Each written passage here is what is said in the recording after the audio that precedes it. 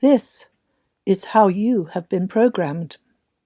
Good day to you, dear Lightworkers, our dear high-frequency beings on planet Earth in this December of 2021.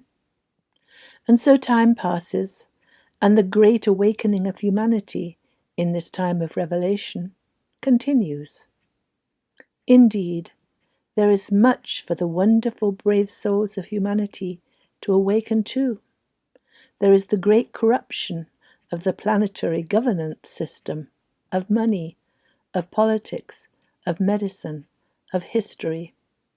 There is the enslavement of mankind, and his dumbing down by chemical and psychological means. There is the realization to be made that she is not the sinful, incapable, sorry mortal that he's been made out to be, but a divine soul in schoolroom planet Earth, a part of God in a human body, learning lessons of greater love, expanding consciousness. And then, last but not least, that she has been programmed through his earthly training, programmed out of his natural, loving, divine state of being. He has been tricked and trained into developing an ego, which is a thought system that is against the nature of his soul's desire. The ego is a thought system that is adversarial and negative, full of fearful, threatening thoughts and inconsistent desires, with a need for power and control. It is nothing more than the thoughts and ideas of those amongst whom we are born. It is a system of thought that allows us to experience the planet Earth schoolroom, with all its challenging happenings and its lack of control over its circumstances. The ego is a download of the ideas and experiences of others. We are biological computers. The brain is like a hard drive. When we are born, that hard drive is empty. So, just like a computer, it needs to be programmed. On birth, you are programmed by your parents. They themselves have been programmed, so they can only teach us what they have learnt. With the best intentions, they pass on the perceptions, the ideas and beliefs that they hold to be true. We are born as a child who is naturally a free spirit, in tune with our soul, joyful and happy. This child is spontaneous. She wants to laugh, to run, to jump, to colour, to have fun. This is trained out of him from inception. There is an old saying that is very true. Give me a boy until he is 7, and I will show you the man. We go to school for 12 or more years. At the young age of 4 or 5, we are taught, against our nature and our natural desire, to submit to authority. Our teachers and caretakers tell us when we can speak, when we can eat, when we can go to the toilet. Our parents even tell us how we should feel.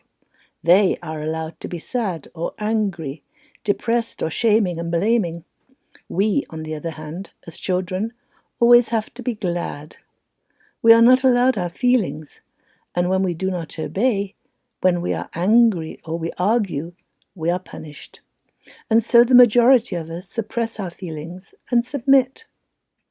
We are told what to believe, and inevitably we learn to believe the particular prejudices of our parents.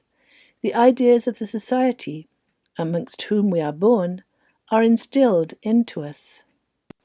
And so we become confirmed Catholics or Protestants, Democrats or Republicans, believers in abortion or anti-abortion, prejudiced against all those that are different from us.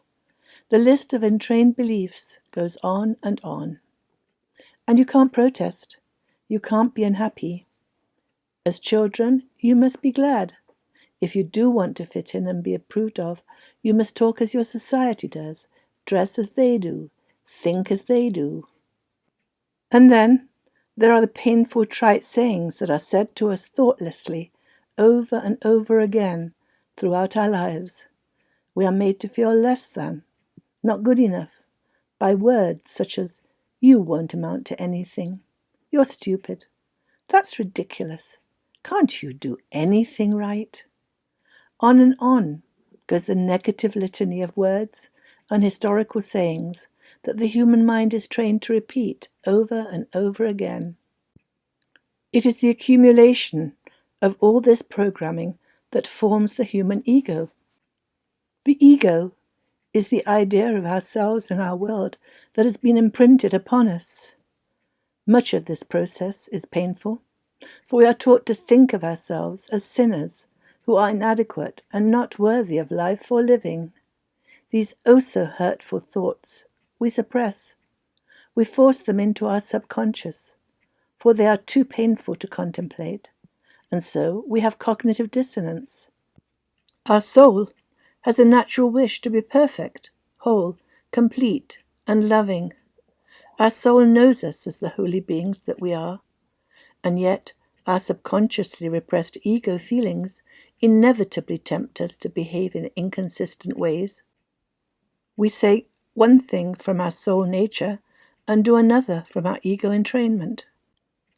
If we are Christians, we are taught to worship a perfect God in human form, who is held up to us as an example of how to be.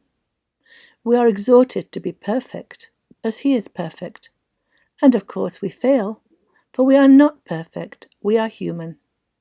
In fact, we are here on earth to experience imperfection. We try to control our world by controlling our brethren. We want power, for we feel powerless, and so comes in conflict, division, and separation from each other. We have been trained to distance ourselves from each other, for we fear the hurtful prods and pokes of the painful words that we expect to hear. And so, this is the hero's journey that we all undertake when we, divine souls that we truly are, come to planet Earth and ensconce ourselves in human bodies.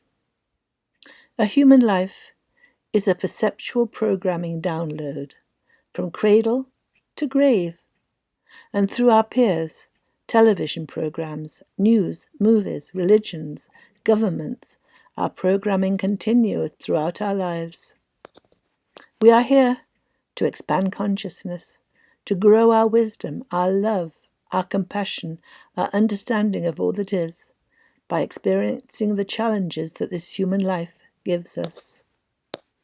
The aim and objective is to first be programmed, and then to see how we've been programmed, to bring to our awareness every one of the false ideas, beliefs, and false prejudices that have been trained into us. And so our minds need to be massively retrained. Our unconscious programming needs to be revealed to us, revealed and replaced with new programming, for nothing can be changed until it is seen. This is what the Great Awakening is all about. This is the individual revelation that we are each and all going through. And as we see and release each mistaken, prejudiced belief, we heal ourselves. We return slowly, inevitably, to our soul nature. The spontaneity, the joy, the happiness of childhood return. Indeed, as the Bible says, be ye as little children. There are no accidents. We plan our lives before we come to earth. And when we awaken from our negative entrainment, we are given the experiences we need to see how we have been falsely entrained. And how can we help this process along? We reverse the programming process. We retrain ourselves with constant repetition of the truth. We ask for help. We say prayers for help to leave behind the ego. I ask that my mind be transformed from fearful into loving. Please show me what I'm doing that creates fear in my mind. Please show me the next thing that I need to know about myself.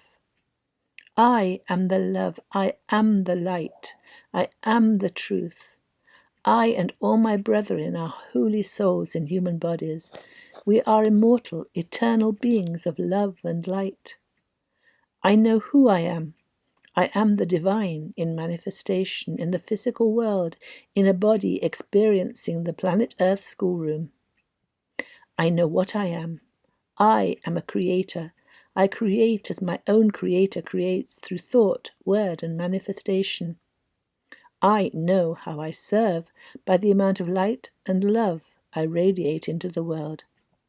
I am divine. I am divine. I am divine. Love courses through me. I feel its glowing and its flowing. I am knowing my true nature is love. Repetition, repetition, repetition of false beliefs trained us into fear. It is the repetition of the truth of our being that takes us out of that fear and returns us to love. And so, dear ones, as you do return to your true, spontaneous, loving nature, the best is yet to come. Indeed, as we move back into the fifth dimension, as we leave behind our earthly programming, the best is yet to come. For as you have become fully conscious, and as you have released the hold that your programmed ego understanding had over you, you gain control over your thoughts and actions.